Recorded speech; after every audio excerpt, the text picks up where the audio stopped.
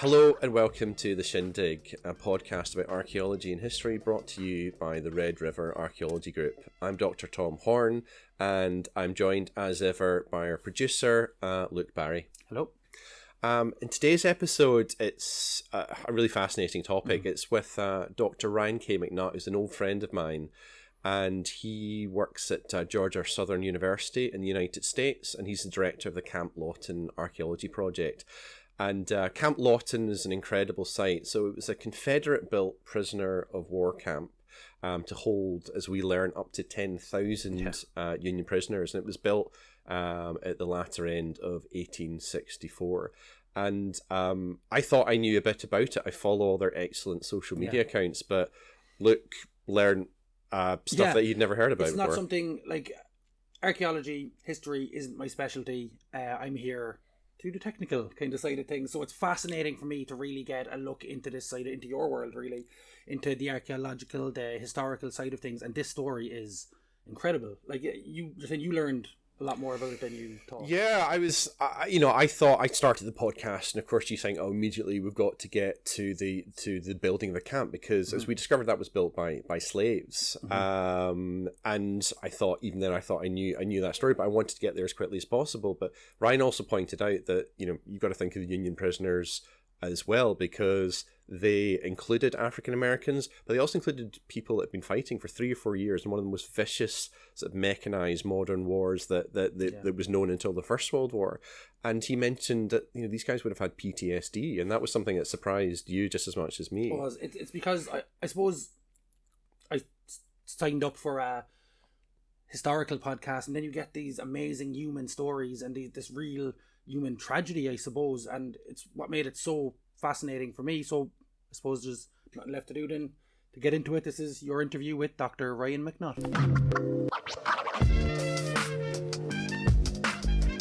Today we've got a very special guest, and it's one of my closest friends, basically like a brother to me, and it's Dr. Ryan K. McNutt, who's the project director of the Camp Lawton project at Georgia Southern University.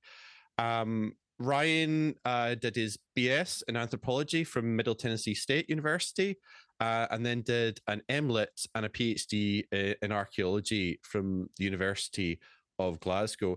And so, Ryan, could you tell us a little bit more about your PhD? You studied at the same time as me at Glasgow, and you were looking at finding medieval battlefields, and your current project is looking, as we'll investigate, a Civil War, an American Civil War prisoner of war camp. So how are these two sort of related? How can you sort of feed your sort of postgraduate work in with your current project?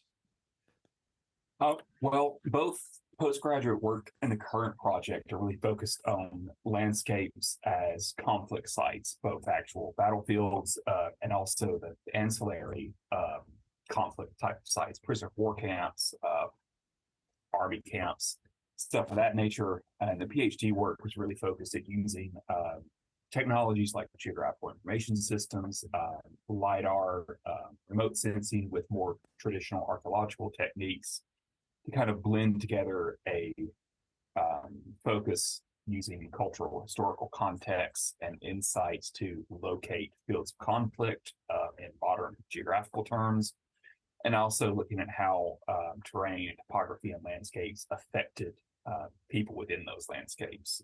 So it's good carryover to Lawton, much more kind of tightly focused with sometimes bigger landscapes, but the same kind of perspectives carry over new technology and very much kind of a landscape archaeological approach to conflict and its impact. That's really interesting, because what we're interested, obviously, as an archaeology podcast is your current project.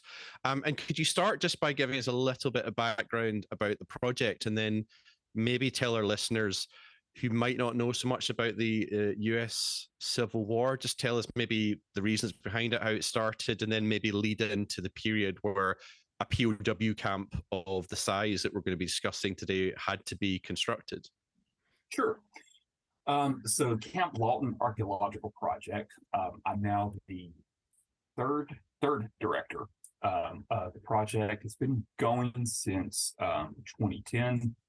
And it's really focused on investigating myriad research questions in a Confederate prisoner of war camp that was set up to hold Union prisoners in extreme rural Georgia in 1864.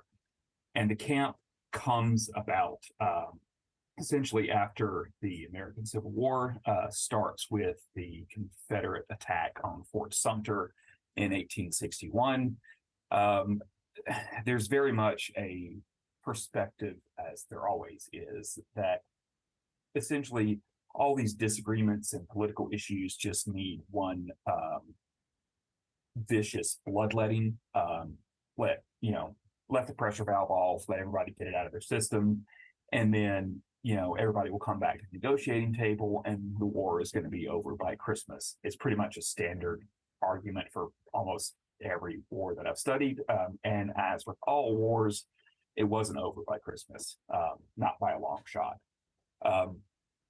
You have massive numbers of men on the battlefield, far exceeding anything that anybody in America had really seen, exceeding by huge numbers the troops that were in fields in the War of 1812 and the American Revolution. And for a while, of course, you have POWs that are captured in these huge battles. And for a while, the setup was basically kind of an ad hoc exchange system that was known as the Dix Hill Cartel. POWs would get paroled and they could go home. You'd have an exchange of POWs between the Confederate and the Federal forces, where you would have almost like a weird currency system where a private was worth 1 private, a sergeant was worth like 10 private, an officer was worth like 4 sergeants. And so they would swap their POWs back and forth. And this goes on until roughly about the end of 1863 and 1864. And one of the things that precipitates this whole exchange system breaking down is the Confederate refusal to treat captured U.S. colored troops, African Americans serving in federal forces, as prisoners of war. Instead, by resolutions in the Confederate Congress, they were treated as escaped slaves, even if they'd never been born in the South, and were either impressed in the Confederate military or returned to whoever their presumed masters were. There was also, at the same time, an order issued by the Confederate Congress that said that any white officer leading colored troops on the battlefield would be executed on sight. This never happened, mainly because the U.S. government threatened to execute any Confederate officers that they held in their control if this happened. But this was the breakdown of any kind of exchange system. So all of a sudden, you had hundreds, thousands of men on both sides. The Confederacy tried for a while to kind of use ad hoc solutions like warehouses. One of the famous ones is Libby Prison that was in Richmond. But eventually they start to realize that it's probably not a really good idea to have thousands of soldiers interred very close to the seat of your government and very close to the front lines. So they start trying to find something to do with them. And essentially one of the solutions is Andersonville in extreme rural Georgia, move them way far from the back lines, put them in a place that can house and feed them, where they won't be a risk if they break out, or as much of a risk. And at the time, Georgia was selected because it was a breadbasket of the Confederacy. It was producing hundreds of tons of grain, corn that were going north towards the Army of Virginia, pork, beef. So it had plenty of food resources that weren't going to be strained by a prison camp. So they established Andersonville, and they established these big prisons behind, far back from the front lines, as essentially just wide open stockades. Andersonville was probably notorious enough to where I don't have to go into it. There are thousands of men that died during their time there from bad water, disease predominantly, and overcrowding. It was never meant to hold as many troops as it ended up holding. And as a result of this, this is basically how Camp Lawton comes about. It gets built to alleviate the overcrowding and the disease and death that are at Andersonville. And it's built to basically be the largest prison in the Confederacy in terms of size, not necessarily in terms of occupation, but the stockade alone, which are literally just earth-fast posts, about 15 to 20 feet high, depending on which source you read, that are literally just a palisade of logs in the ground, and the prisoners get thrown in there. And the one at Lawton encloses 42 acres. So that is, we're talking about, at that time, one of the biggest prisons on earth, would you say? Yeah, certainly. I would certainly say, I don't know if I would say the largest. There's potentially some sources that I haven't looked at, but certainly in the kind of Anglosphere, it is the largest prison on earth. And could you just give us a little bit of an idea for people that maybe haven't seen? I know you'll talk about the famous Snedden map later on, but just give us an idea of the sort of topography and the layout of the prison, if you will. Yeah, absolutely. So Lawton is basically a square stockade. It's not a perfectly equal square, but it's a square stockade. The sides are about it's 405 meters on the shortest side in length, and so it's a square. It basically sits in, I wouldn't necessarily call it a valley, but for swampy southeast Georgia, the stockade straddles a valley that a stream runs through. The stream is fed by a mineral spring that provides continuous sources of fresh water. It dumps something like 13,000 gallons or thereabouts out a day. This seems to also be pretty standard. There's a stream technically through Andersonville, although it was very small, very fetid, and it was made. Is it a thing then they're looking for? It's a sort of cheap sewage system and just water system. Yeah, basically just a cheap water source. Essentially, they don't want to have to dig wells. They really don't want to put any more work than they have to into building these camps. So yeah, they typically look for areas that have stream access, where there could be some kind of pond or water access within the stockade itself for fresh water access. Lawton seems to have been one of the best arrangements for this because one of the problems with the stream at Andersonville, in addition to being not nearly as clear and not nearly as much volume as water, the Confederate guards also camped upstream at Andersonville, and all their detritus and feces and human waste flowed into the stream that went through the stockade. So it's pre-germ theory. There's but they would have known. They would have. It would have been something that they knew fine well what was happening, whether they knew about the gem theory or not. That it was. Yeah, there's bad planning essentially. So Lawton does alleviate that. The guards aren't camped anywhere near the stream. You got this kind of constant source of fresh water. One of the things they also did.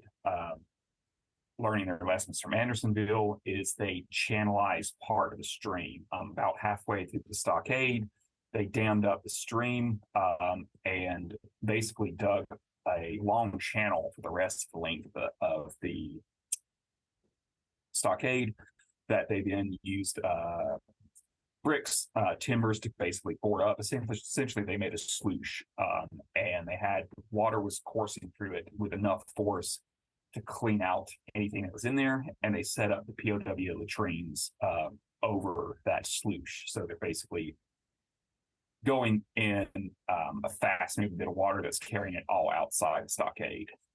So you're really seeing this evolution of the prisoner of war camp, and as tends to happen, I imagine more than me in warfare, things sort of get sped up in terms of development, in terms of munitions, and also. But it's interesting we wouldn't necessarily think of it in terms of prisoner of war camps. And so they've built this massive site, but you said they were trying to sort of minimize their effort, but the Confederacy weren't really putting in the effort per se, because this was largely slave built, wasn't it? Yeah, it was slave built. One of the reasons Lawton was chosen, and it's in Jenkins County now, but it was in what was then Burke County. And Burke County was one of the single largest slave holding counties in Georgia. It had massive plantations, and Lawton was picked so that they could impress slaves from plantation owners to do the construction. We've done some archaeology. There was a grad student who looked at construction methods at Camp Lawton with this kind of idea of impressed slaves in mind. And he pretty conclusively showed that we can tell which stockade walls were built by impressed African American slaves and which ones were built by POWs who were working in the camp, helping with the construction as well. So in addition to the stockade walls that impressed enslaved African Americans built, they were also responsible for building an earthwork artillery fort outside the camp, another earthwork revetment that looked toward Millen and the main railroad junction to the south of the camp. And they were also responsible for building probably brick ovens that were inside the camp for cooking food, though they were never completed and never lit. Hospitals, guard barracks, shacks, ancillary support facilities, quartermaster stores. There was potentially a shoe factory on site as well. And all of this kind of infrastructure would have been built by impressed African American slave labor with a little bit of potential POW labor. So when we're talking about Lawton, yes, the stockade is 42 acres in size, but it sits in what is essentially a military base, a military complex that covers far more than 42 acres, with rail access from the railroad that comes by it, highway access, everything that you would think of as being at a modern military base was present at Lawton, and most of it was probably built by enslaved African Americans. And quite chillingly, as soon as you're saying that, you're saying it's at railheads, also, I don't know if it manufactures thing, it's got workhouses in it. You can't help but thinking of, what's happening in the Second World War with the Nazis is this just what happened when a sort of industrialized or semi-industrialized Confederacy sort of country sort of, begins to put, effort into these things in terms of getting slave labor to build, and they're thinking of it in terms of logistics, and they're thinking of it in terms of it being near a railhead. Yeah. Essentially it's all that. It's all those industrial concerns. It's ready, cheap labor. They can impress. I will say that even with impressed labor, it's still costing them money, ironically enough, because they pay the plantation owners for the impressment of their slaves. They basically pay them wages that would have gone to a freed person or get paid to slave owners as recompense for their labor. And they also take on the feeding and clothing of the impressed slaves while they're under their orders. So yeah, it's very much just kind of industrial aspect. The South also, just in terms of manpower, even if they weren't predisposed from a kind of cultural economic standpoint to use slave labor, there's basically very few white men that are left that aren't on the front or otherwise occupied in essential jobs. This is late in the war. By this point, the Confederate has issued a successive number of conscription acts, and the last one conscripted any, boys from 17 and up, and men over the age of 45. And that's made me think of now the prisoners. So the Union prisoners, are they similar? They're aging from teenagers to people. What kind of age limits? What kind of places are they coming from? You get the sort of Hollywood film where immigrants from Europe, Ireland are coming off the boat and they're being impressed into the Union Army at the docks. Is that an accurate depiction? Yeah, it seems to be. Not by no means all of them, but there are a substantial number of Irish immigrants in Lawton. There's several accounts from people who identify themselves as Irish.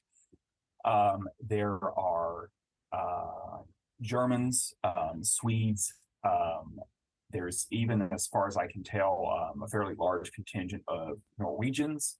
And those kind of recent immigrants are mixed in with almost first and second generation people from the same area. There's quite a large number of Minnesota troops that have definitively Norwegian names and recognizably kind of Norwegian first names as well. So these are probably first, second generation immigrants. And then added to that is a mix of all the northern states, Michigan, New Hampshire, volunteer regiments. There are also potentially some U.S. colored troops in there as well that are being kept as POWs, but also brought out with the stockade and pressed to work on surrounding kind of facilities. So, yeah, it's very much a melting pot. And that's one of the research questions that we still have yet to kind of really delve into is how are these kind of all these different ethnicities sort themselves out in the POW areas, because they're supposed to be organized by regiments and divisions and put in squads, and that's how they receive their rations. But there's good indications from the primary sources that a lot of them are just, once they're inside the stockade, they're camping by regiment, they're camping along ethnic lines, you get Irish grouping together. You get different components. There's even a reference to an internal police force that seems to be made up of POWs, and they're supposed to keep order inside the stockade. Some of the other prisoners seem to have a dim view of them, but they also oddly seem to be Irish. There's a POW account where one of this guy is talking about them, and he's talking about their activity inside the stockade, and he says something like, no true Irishman would acknowledge them as a member of the race. So, I mean, so there's a lot of tension. Yeah, there's I mean, it's a group of scared young men from all over that have been pushed together under high stress. I mean, the idea is there's a literal deadline, isn't there, around? So they've got guns trained on them all the time. Is that correct? There is. That is where the term deadline comes from, in fact, is Civil War prison camps, where about at Lawton, it is, I think it's 30 feet inside the stockade wall on the prisoner side. It's basically a short fence, scantling, basically just a post with boards nailed to it, and it runs all around the interior of the stockade. And between that fence and the wall itself, it is execution if you cross it. The guards at Lawton don't seem to be as trigger happy as some of the ones at Andersonville were.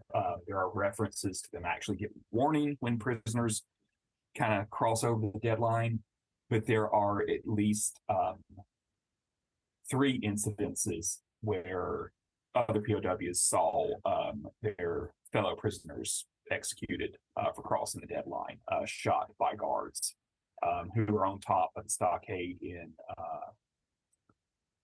basically little guard shacks. They often called them pigeon roosts, because that is kind of what they look like. And they're equidistant around the stockade, basically just kind of little huts that have guards in them looking over the interior. And we probably got some archaeological evidence of this occurring as well. There is a infield round .57 caliber mini ball that was fired from what is almost certainly a British import infield rifle, and it is inside the stockade. It's probably about 100 meters from the northwestern wall of the stockade, well within range of an infield rifle. It doesn't look like it's gone through a person, but it does have deformation on the tip that shows that it's hit something soft like sand and kind of buried in the soil. This could have been a warning shot. And from the excavations that we're doing this spring field school, one of our metal detector hits was also a fired a .69 caliber round ball that has quite a bit of deformation to it. This was probably fired from an older smoothbore musket with shorter range than a rifle, but still well within range of the northeastern wall of stockade where we're working right now. And this probably represents, again, either firing it could always be dropped by someone who picked it up after it had been fired, but it could very well represent being firing from guard towers in stockade, either as warning shot, potentially to break up the gathering of prisoners. They were very concerned about groups of prisoners gathering, particularly when they opened the gates to bring in rations, which is one of the reasons why the artillery fort is there, because it's trained directly on the gates of the stockade in case prisoners decide to make a rush for it. It's a kind of place, imagine, like Andersonville's kind of place that if you had a chance to leave and make a mass breakout, you would. So, and I imagine that's mainly because of the conditions, because as I understand it, you essentially had to build your own shelter, and they're called, is it shebangs? And is this where the whole shebang comes from? You could just give us a little idea of the conditions they're living in terms of the structures, and then maybe what they're getting to eat and drink. Yeah, absolutely. Yeah, it is where the phrase "the whole shebang" comes from. And there is prisoner accounts are always kind of taken with a grain of salt. A lot of them are written after the fact, well after the fact, and there's almost a literature tradition of POW accounts very shortly after the war, but they do all agree, all the ones that talk about Camp Lawton agree on the same thing, which is they're brought into the stockade, the first groups of prisoners, and there's nothing there. There's a stream, there are some trees along the creek bank. Those seem to have been left intact. The Confederate guards definitely enforced that nobody was supposed to cut down those trees, probably because it provided some natural shade and shelter. But other than that, the entire interior of the stockade was clear cut, used to build the stockade itself. There are bits of kind of pine logs floating around. There's tops of pine trees and stuff, there's tree stumps, but nothing else. There's no tents provided. There's no blankets. Some of the POWs, if they're lucky, still had things like their ground sheets, rubber ground sheets, or blankets, and they would work those in their shelters. But all the superstructure is basically left to them. They also, for the most part, don't have tools. So they talk about scavenging stuff on their way in, picking up railroad spikes from when they're dropped off the depot. And then they're using those to split logs. And then essentially they're taking whatever they can get. The earlier ones are taking logs, splitting them up, making kind of really primitive stacked shacks, typically by digging down into the ground, making kind of basically like an Anglo-Saxon. The sunken featured buildings, as they call it. Yeah, where you've got like a very short kind of superstructure, but then you're digging down into the ground to make use of what you've got. Roofs are pine bows and blankets if they've got them. We do have some archaeological evidence of ground sheets. There's brass rivets from the corners of the ground sheets that we found in a few areas. So they're using those. But yeah, aside from that, like it is, you make your own structure as best as you can. And as you have successive POWs coming in later on in October and in November, they talk about essentially there not being anything in there. Everything's already been used up. You are lucky if you can dig a hole in the ground and kind of cover up with pine bows. There are work parties that go out to gather wood, and sometimes those work parties are bringing in things to use for tents and structures. But it is very much a case of if you got there late, you were even worse off than the people that were brought in. But yeah, any kind of structure that you want, you have to provide. And winter is literally coming at that stage, because it's October, November is when it's occupied. Yes, and 1864 is one of the coldest winters on record during the American Civil War. I mean, they talk about snow on the ground in southeast Georgia, and hard frost. The stream sometimes freezing. So it is a cold winter. It's also a wet winter. It repeatedly rains, and they are, in addition to not having hardly any materials to build their shebangs, they also don't have any firewood or fuel.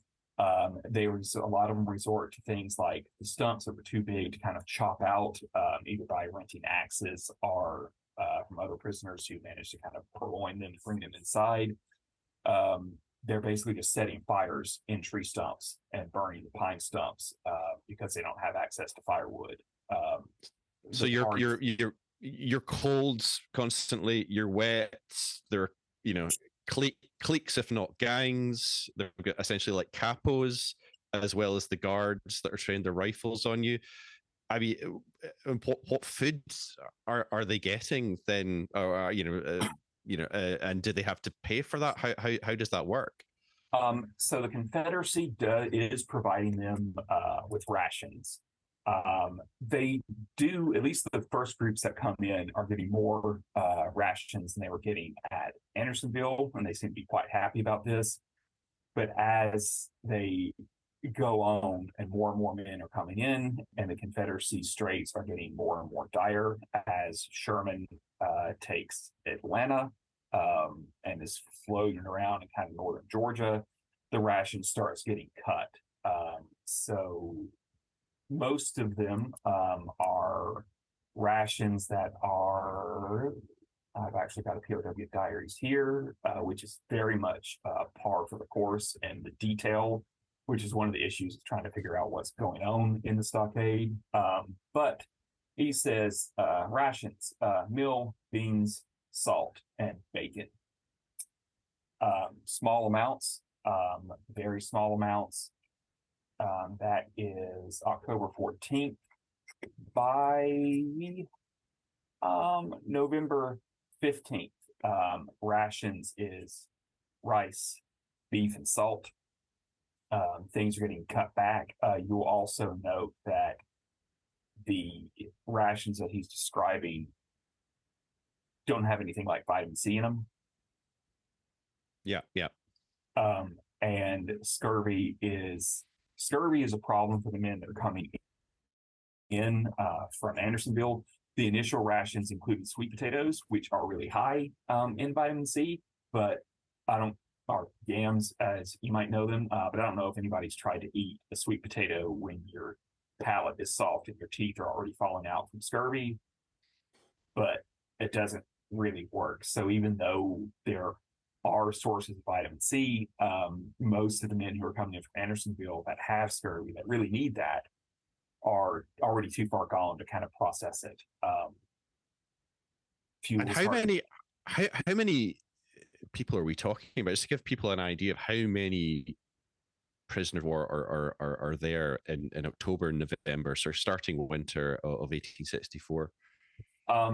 At its height, which seems to be around kind of end of October, first part of November, it's about 10,000 plus POWs inside the stockade.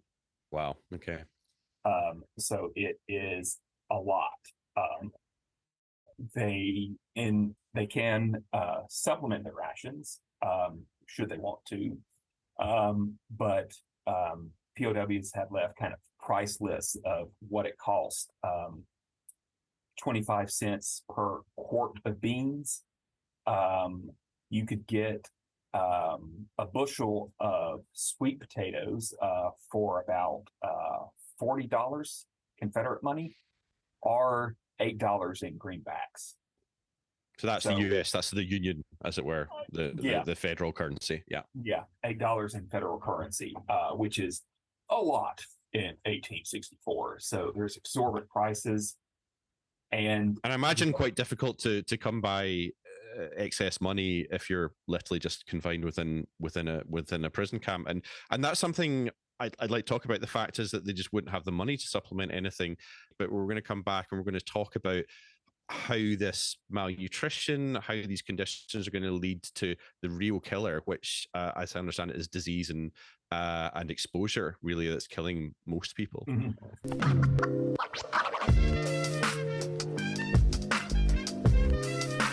Well, that ends part one of our podcast with Dr. Ryan K. McNutt. I'm sure you found it as fascinating as we did. I think you can hear it in our voices. The next episode will be part two, which we will get into more of what they're digging at the moment, into the archaeology of it. And there's still more of these revelations coming through that just right at the end. So we decided to make it into two parts to really tell the story. So make sure to hit that follow button, hit that subscribe button, hit notifications on our Twitter feed. Recommend this podcast to anyone you think that would be interested. And maybe if you haven't done so already, go back and have a listen to our archive of podcasts that go through a different range of, relevant interviewees, including our own Dr. Tom Horn here. So I suppose that's everything from me, Luke Barry. And me, Tom Horn. Thank you very much. Thank you.